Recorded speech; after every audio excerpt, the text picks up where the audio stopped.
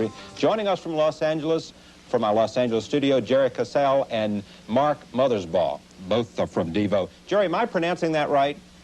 That's fine.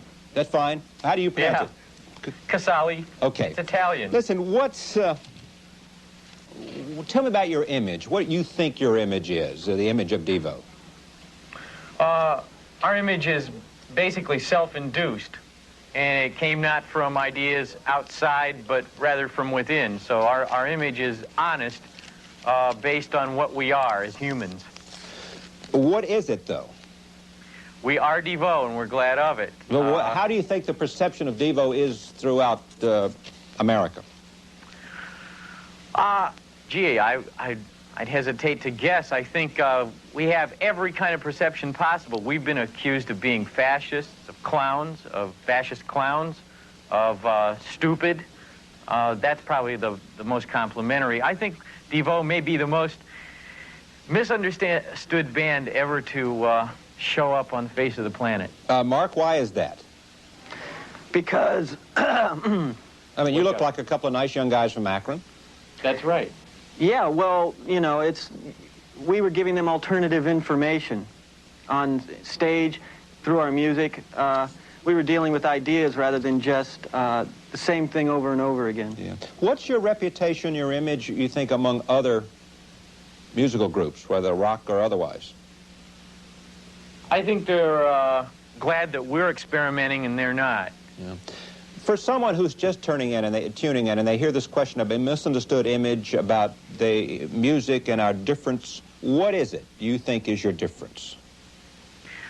As Mark said, we weren't telling them the same old thing. We were dealing with other sets of emotions and alluding to things, and we were kind of giving a voice to a lot of, I think, feelings and ideas that are out there that never get exposure.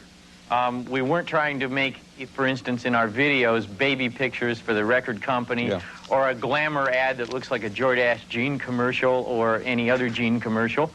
And we were doing instead kind of autobiographical statements, using images and using costumes and using humor to talk about just the irony of life on the planet. No one particular country or group or anything, but more or less taking a little poke at human nature in general. Let me take a look for our viewers at home at one of the rock videos that Devo has done. That was, I think, Giacomo, right? That was the first video we ever got to make. That was done in Akron, Ohio, in 1976 for $3,000. You made it yourself? Part of yes, we did. We made it ourselves.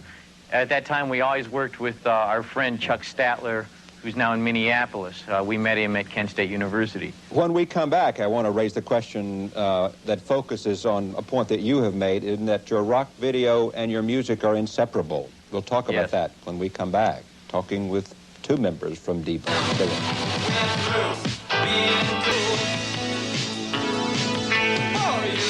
Let me come back to the point that you made. Beautiful World has gotten a lot of awards. That music video, I mean, really, I guess it's at Museum of Modern Art somewhere in New York. And AFI put it in their permanent archive, and I think the Museum of Modern Art included it, and AFI gave us an award for it.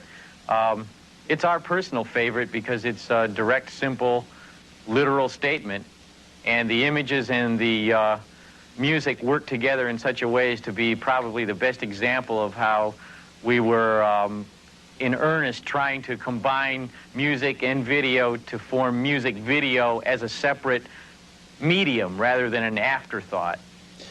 With your strong feeling about that, you got to be a little bit disappointed that MTV no longer plays your videos.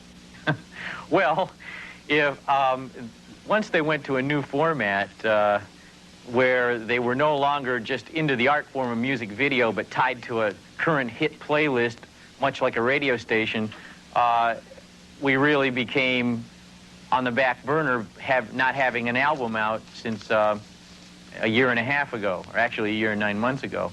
So that's why you haven't seen Devo on MTV except maybe at 3 in the morning.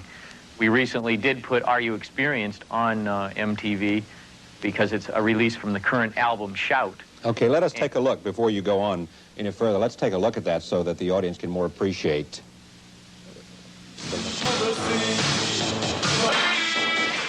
Mark, tell me about that. I mean, what's the creative thrust of that? I mean, what are you saying? What does it say? What do you hope it says?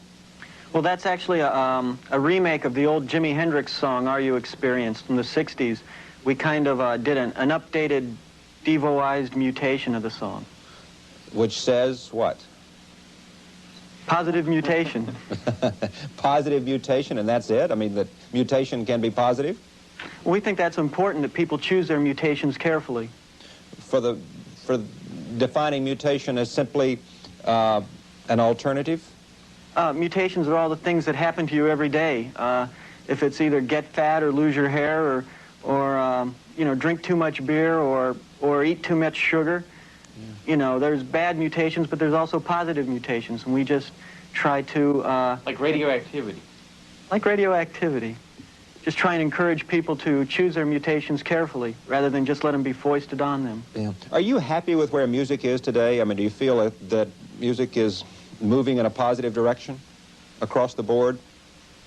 Not, well, there's never anything, I think, across the board. It's always a matter that at any given point in time, there are significant imaginative and creative advances, and this comes out of a pool of derivative or even retrograde kind of material. Always, any period. Yeah. I think today there are important things being done by a number of people who have, you know, initiated things on the scene, starting with David Bowie, you know, in the middle 70s, and obviously people like the Sex...